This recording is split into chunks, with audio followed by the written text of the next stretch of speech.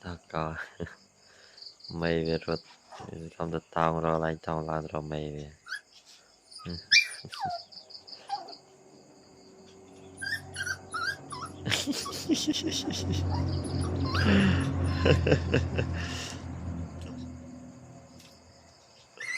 trời trời ơi